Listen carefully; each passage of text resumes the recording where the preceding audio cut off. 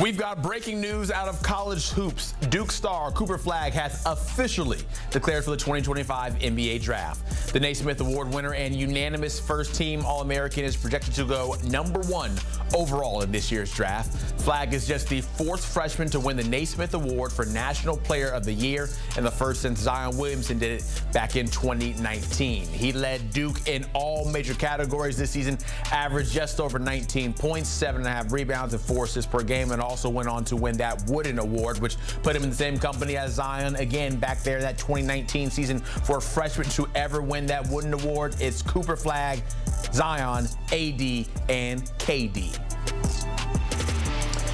We now bring in our very own college basketball expert, Adam Finkelstein. And Adam, I think let's just get this out the way here on a scale of 1 to 10 when it comes to how shocking this news is that Cooper Flagg is declaring for the NBA draft. This has to be a 0, right?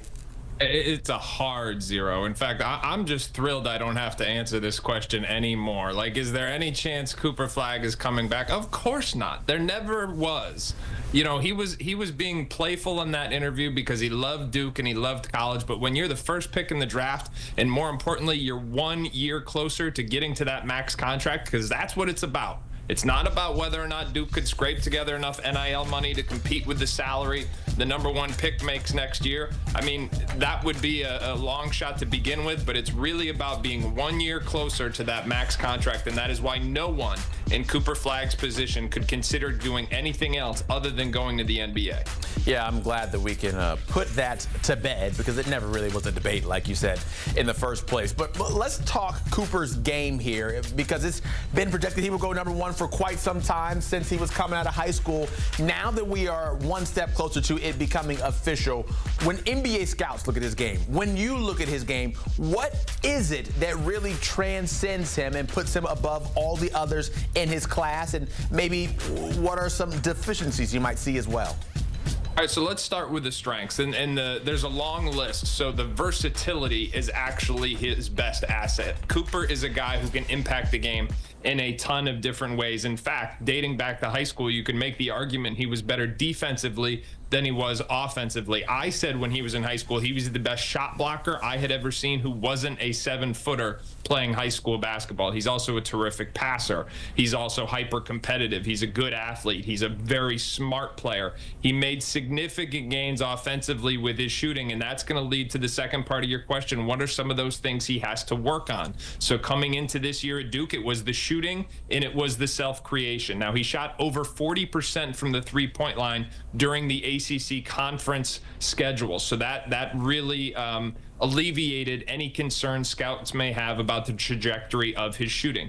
Then there's the self-creation, and I think that is still a fair long-term question, only from the standpoint of, hey, is Cooper Flagg an alpha for an NBA championship caliber team someday? Or is he more like a Scottie Pippen, a guy who can be an alpha on 2/3 of the team in the NBA? But if you're talking about an NBA championship caliber team, then maybe he's Robin to somebody else's Batman. I think that is probably the only variable out there that we're still trying to figure out, because up until this point, Cooper Flagg has answered every single question, because not only has he solidified his spot as the #1 pick this year at Duke, but he has gotten some distance from the field. There's no debate that he will be the #1 pick in June. So where do you land on that debate then? Maybe can he be the Batman on a playoff contending, a playoff winning team in the NBA? Or do you think he's more like a Robin? It's going to be interesting to see. I think it's going to come down to how much he continues to grow. I think one of the things that is really encouraging from this season is how much better he got at Duke. We talked about the gains with the shooting. Those were legitimate questions. I was sitting next to a high-ranking NBA executive last year, about a year ago, at the McDonald's All-American game, and I remember the quote was, if you like Cooper Flagg, you're optimistic about the shooting. If you don't like Cooper Flagg, then that's the reason you use to say, I'm not sure. Well, he answered a lot of those questions about the shooting, and he really got better all season long. I think that's the point that people don't talk enough about, is how much he grew this year. And if you project that growth to be linear, if you think that's going to continue, and there's no reason to think it won't, then you have reason to believe, like, okay, maybe he is an alpha at the highest level of the NBA. I think he's an alpha somewhere, but is he an alpha who can win you an NBA championship? That's something we won't know until years down the road. But again, it's going to be based on the amount of growth that he still has in front of him in the years to come. I think that's what makes all this so fun, is just the unknown portion of all of this. I think we love certainties, though. We love being able to compare someone to someone else. So you look at Cooper Flagg. Who is his NBA comp right now? So I was going Andre Kirilenko to start the season because of the defensive versatility and upside. I think he has outdone that. I'm still going a little Scottie Pippen, to be honest. I've heard the Larry Bird ones. I think those are kind of lazy, to be honest. I'm with Scottie Pippen. Ultra versatile, stat stuffer, impacts winning at the highest levels. We know he is at minimum the type of player who can be a Batman on an NBA, can be a Robin on an NBA championship caliber team one day. Can he be a Batman? That's what we're going to find out over the course of the next 10 to 15 years. So we've seen the name Cooper Flagg pop up on the list right there with Zion Williamson to win the Wooden Award when it comes to freshmen from the Blue Devils to go into the NBA. I want to know where you rank Cooper Flagg here with other former Duke players who went #1 overall. So I'm thinking Paolo Banchero, Kyrie Irving, Zion Williamson, and we'll throw in Elton Brand as well. Where does Cooper stack up on that list if you have to rank him? Okay, I think he's 1 or 2. You know, I think it's Paolo's trending. I mean, Paolo's already a star of the NBA, and he's trending. He's still so young. He could be one of the faces of the NBA before too long, and I think Cooper's got that kind of upside as well. With Zion, there's just so many questions about his durability. He has not yet proven that he can be on the court long enough to be dominant enough to meet that full upside that we saw in college.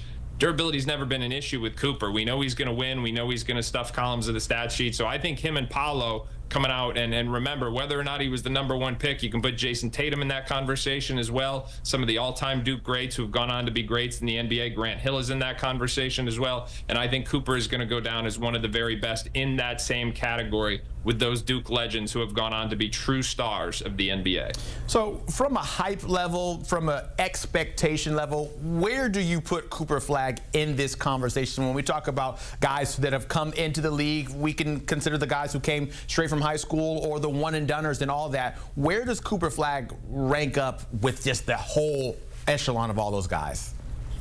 So when you're talking about like the hype level, I mean, you know, we have editors and producers who could speak to this. This guy's Google Analytics like a year ago. I remember this vividly. Had an editor who said to me, he's like, "Who's Cooper Flagg?" This is 18 months ago, just because his Google Analytics were off the charts. People just kept on trying to figure out who he was, looking him up on Google and stuff like that. So, and then you've got all the social media imprints and stuff like that. The bottom line is that Cooper Flagg has attracted a ton of attention. For as good of a basketball player as he is, he develops a significant following along the way. That's been rooted all the way back in his days in small town Maine up through Montverde Academy, and then this year at Duke. So it didn't start at Duke. It started back in those Maine roots, and people knew the name long before he became a star of college basketball. That is only going to continue to grow now that he is bound to become a star of the NBA. This is a guy who's going to sell shoes and sell a lot of them. There's no doubt about that. He is a star in every way you can possibly imagine. Yeah, and you have to figure he probably will be a pretty good pro, especially the way he held his own leading up to the Olympics up against Team USA. We saw up close and personal right there. Yeah, this guy is going to be very special. Adam Finkelstein, thank you so much for joining us with that breaking news now, as officially Cooper Flagg has declared for the NBA draft. So then that leads us over to Beyond the Arc, our NBA podcast, where John Gonzalez and Bill Ryder will talk all things NBA. Of course, it's busy season right now with the NBA playoffs going on, but now with this news of Cooper Flagg, I'm sure they will touch on this as well. Make sure you like, subscribe, and get all that association talk for your ears.